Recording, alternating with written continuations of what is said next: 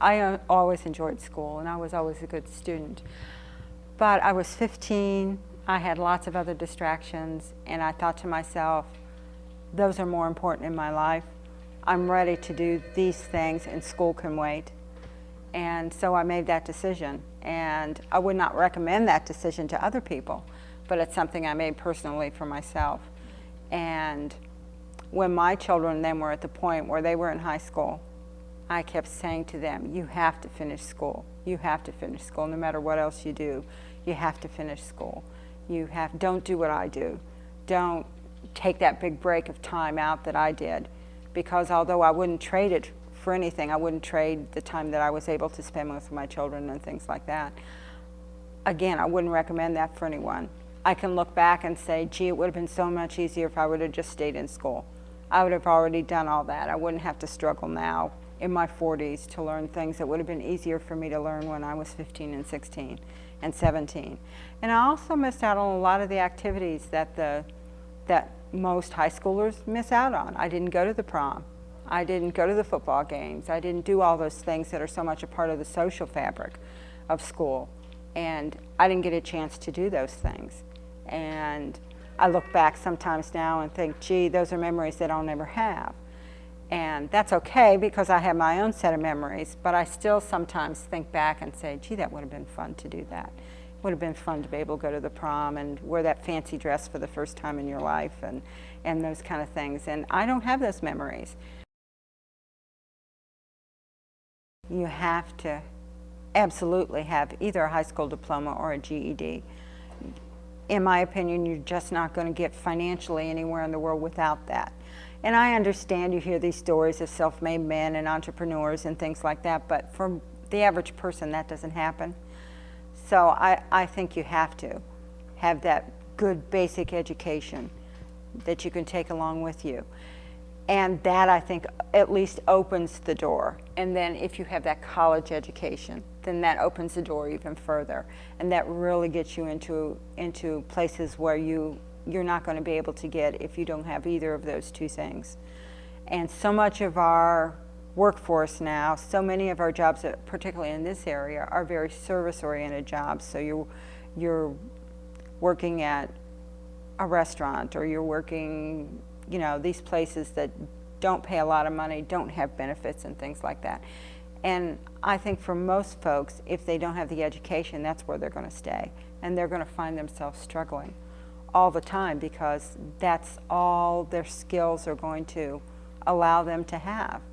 And sure, there are people out there that know a lot of things about life and have a lot of life skills, but don't have that diploma or don't have that GED, but that's not going to get them in the door. The diploma and the GED are really what get you in the door.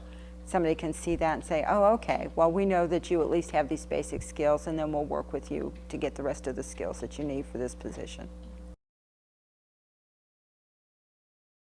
I always knew that was something I wanted to do, but after I found myself working, I thought, well, I'm going to do this now. Financially, it was something that I needed to do for my family, and I didn't feel like I could do both. I didn't feel like I could go to school and work as well.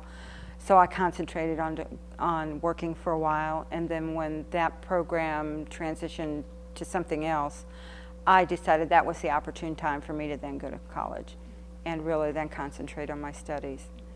And I found that to be very rewarding as well. I would love to go back. I really believe in lifelong learning, and I would love to go back someday and do that. I remember one of the students that I had, her dream was to be able to read a book to her grandchildren. And she came into the lab one morning and she said, last night I sat down with my granddaughter and read her a book.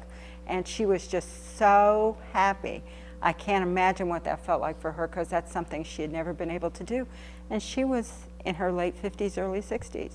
But because she came to a GED lab or an ABLE lab and she sought some help, she was able to realize that.